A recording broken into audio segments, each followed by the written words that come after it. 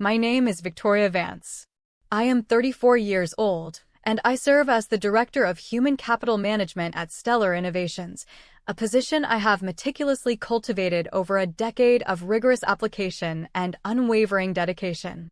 I perceive the world not as a fluid, unpredictable entity, but as an intricate system designed to be understood, optimized, and ultimately controlled.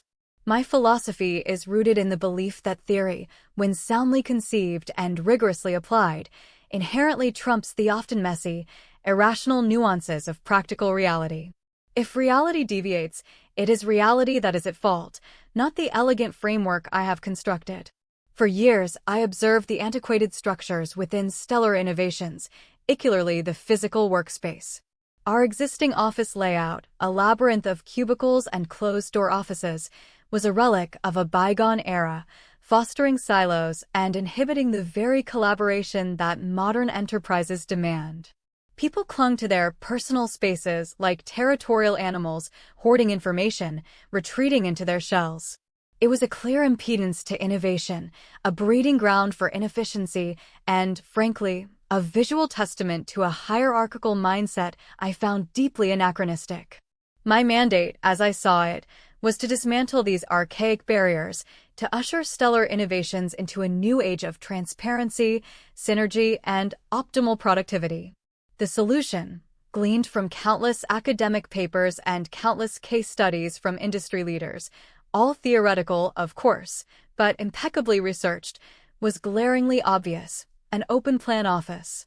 I presented my proposal to the executive board with the confidence of a seasoned architect unveiling a masterpiece. I detailed the proven benefits: enhanced communication, fostering a flat hierarchy, increased employee engagement through spontaneous interaction, and a more vibrant, dynamic work environment. I spoke of breaking down physical and metaphorical walls, of democratizing space, of encouraging a collective consciousness rather than individualistic isolation. There were murmurs, a few hesitant questions about privacy and potential distractions, but I swiftly countered each concern with data, with precedent, with the irrefutable logic of my theoretical framework. My presentation was not merely a suggestion, it was an imperative, a blueprint for progress that, in my mind, only the most obstinate or unenlightened could possibly resist. The board, swayed by my conviction and the promise of a leaner, more efficient operation, gave their unanimous approval. It was a triumph of foresight, a testament to my ability to identify and rectify systemic flaws. This, I knew, was the right way. The transition was orchestrated with military precision. I personally oversaw every detail, from the ergonomic furniture selection to the strategic placement of collaborative zones. Walls came down. Private offices, once bastions of corporate power, were repurposed into focus pods, small, soundproofed booths available on a first-come, first-served basis for those rare moments requiring absolute solitude. Even these were designed with strict time limits to discourage any lingering vestiges of isolation. My vision was clear: no more hiding, no more whispered conversations behind closed doors, no more territorial claims over space. Everyone would be visible, accessible, of a single, flowing entity.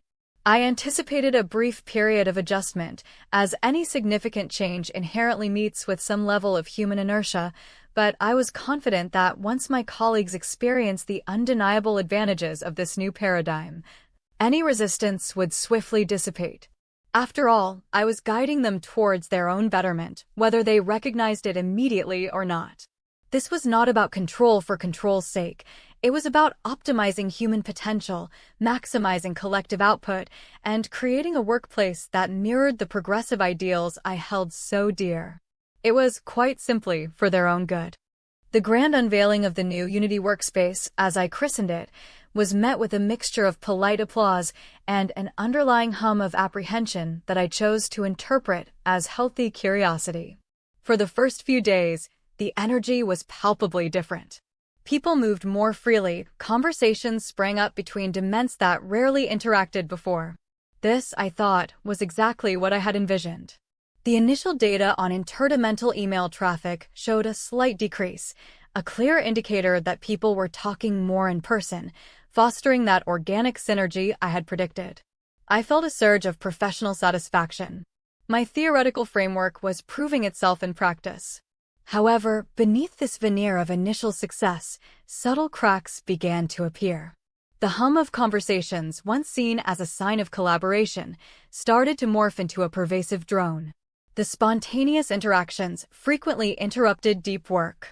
I observed colleagues, particularly those in roles requiring intense concentration, attempting to create makeshift barriers with monitors or even large potted plants, a desperate attempt to reclaim some semblance of personal space. I saw headphones become an almost universal accessory, a clear indicator of people trying to wall themselves off from the very environment I had designed to foster connection. This wasn't collaboration, it was noise pollution. This wasn't synergy, it was a cacophony. My immediate response was not to question the fundamental premise of the open office, but to refine the rules. The system wasn't broken, it merely required more stringent parameters to function optimally. I drafted a comprehensive Unity workspace etiquette guide. It stipulated designated quiet zones for focused work, though these were still open plan, merely with a stricter expectation of silence. It outlined protocols for phone calls. All personal calls were to be taken in the few remaining private booths, and work calls were to be conducted in hushed tones, or, if extensive, also relegated to the booths. There were guidelines for acceptable conversation volume, for the use of sense, none, and even for the type of music one could listen to only through headphones at a volume undetectable by others. I instituted scheduled collaboration blocks during which loud discussions were permitted, ensuring that spontaneous interaction didn't evolve into chaotic disruption. This wasn't about stifling freedom, it was about structuring it, about guiding my colleagues towards productive behavior within the new, improved environment. I scheduled mandatory workshops to educate everyone on the new guidelines, emphasizing the why behind each rule, promoting efficiency, respect, and a harmonious collective. If the initial implementation was too lenient, I would correct it with precision and authority. My job was to steer the ship, even if some of the crew initially grumbled about the course correction. Despite my meticulous guidelines and mandatory training sessions, the situation didn't improve. It deteriorated in new, more insidious ways. The constant pressure to conform to the Unity Workspace Etiquette Guide bred a pervasive atmosphere of anxiety and resentment. People started communicating through instant messages even when sitting inches a silent protest against the enforced quietude and the fear of being reprimanded for a perceived breach of protocol. The collaborative zones remained eerily empty during collaboration blocks, as if the very act of scheduling spontaneity had paradoxically extinguished it. Instead of fostering connection, the open office had created a bizarre form of hypervisibility coupled with profound isolation. Everyone was seen, yet no one truly felt comfortable speaking. Productivity metrics, which I obsessively tracked, began to show a worrying dip.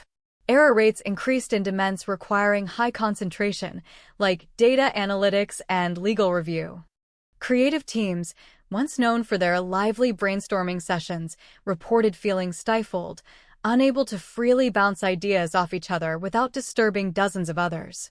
People complained of constant headaches, eye strain from the relentless visual stimulation, and an overall sense of exhaustion from the mental effort required to filter out background noise. I dismissed these as anecdotal, subjective complaints, typical resistance to change. My data-driven mind searched for objective evidence, but the human element, so often messy and irrational, was proving harder to quantify, harder to control. Unbeknownst to most of the staff, and certainly shielded from the general chaos of the open office, Stellar Innovations was engaged in highly sensitive merger negotiations with Lumina Systems, a rival in the advanced software development sector. This was a deal of immense strategic importance, promising to catapult Stellar Innovations to an entirely new market position. The discussions were top secret, confined to a select few executives who held their meetings in one of the repurposed focus pods. These pods, initially designed for individual concentration, were touted as soundproof. I had personally vetted the specifications, reviewed the acoustic ratings, and approved the procurement. On paper, they were perfect. In practice, as my colleagues were slowly discovering, theoretical ratings didn't always account for the real-world variables of human voices, ambient office noise, and the subtle vibrations carried through shared flooring. I still held firm, convinced that the issues were merely teething problems. They just need to adapt, I told my team during a tense HR meeting where a junior manager tentatively suggested a return to some form of enclosed workspaces. We've invested too much, and the long-term benefits are undeniable. We simply need to reinforce the positive behaviors. I doubled down on my efforts, creating a positive engagement recognition program to reward adherence to the etiquette guide. I even started conducting unscheduled walkthroughs, my presence a subtle reminder for everyone to mind their volume and focus. My belief in the system remained unshaken. It was, after all, the right way. The problem, I concluded, lay not with the design, but with the inherent human tendency to resist improvement, to cling to comfortable inefficiency. I was there to gently, but firmly, guide them past that resistance. The day the merger talks imploded remains etched in my memory, a stark and brutal illustration of my theoretical perfection colliding with messy, unpredictable reality. It began subtly, with whispers, then escalating into audible gasps and hushed conversations around the virtual water cooler channels. I observed the unusual flurry of activity, the frantic tapping on keyboards, the furtive glances exchanged. A sudden, cold dread began to coil in my stomach. Later that afternoon, I was summoned to CEO Arthur Sterling's office, a private one, of course, a stark contrast to the open-plan purgatory I had imposed on everyone else. His face was a mask of furious disappointment, his usually impeccably coiffed hair slightly disheveled. "Victoria," he began, his voice dangerously low, "can you explain to me how confidential merger talks that could have redefined this company, ended up as the subject of speculative chatter on our internal forums, and then, inexplicably, found their way to the financial press?" My mind raced, frantically searching for an explanation. A rogue employee? A data breach? Sir, I assure you, our digital security protocols are impenetrable.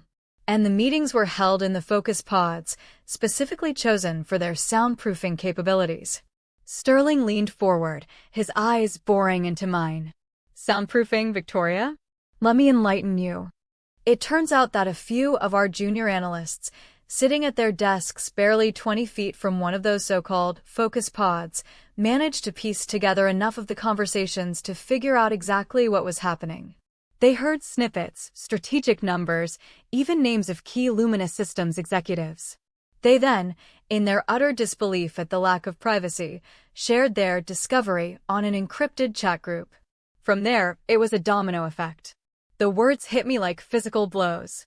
The focus pods, my meticulously chosen, acoustically rated pods, had failed. My system, designed for efficiency and transparency, had inadvertently become a conduit for industrial espionage, all within our own walls. The irony was a bitter, metallic taste in my mouth. My vision of breaking down barriers had not fostered collaboration, but had instead broken down the barrier of confidentiality, the most critical defense any business could possess. Luminous Systems, having caught wind of the internal leaks and fearing a lack of discretion from our end, had immediately pulled out of the negotiations. The deal, which had been weeks from finalization, was dead. Sterling didn't mince words. "Your open office experiment, Victoria, has cost Stellar Innovations hundreds of millions of dollars in potential revenue and market capitalization. It has tarnished our reputation for discretion and confidence. And it has shaken the confidence of our most senior leadership. I regret to inform you that your position as Director of Human Capital Management is no longer tenable."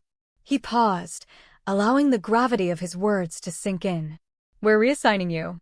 Effective immediately, you will oversee the transition back to a more traditional office layout, including the reinstallation of sound dampening panels and, yes, private offices for those who require them.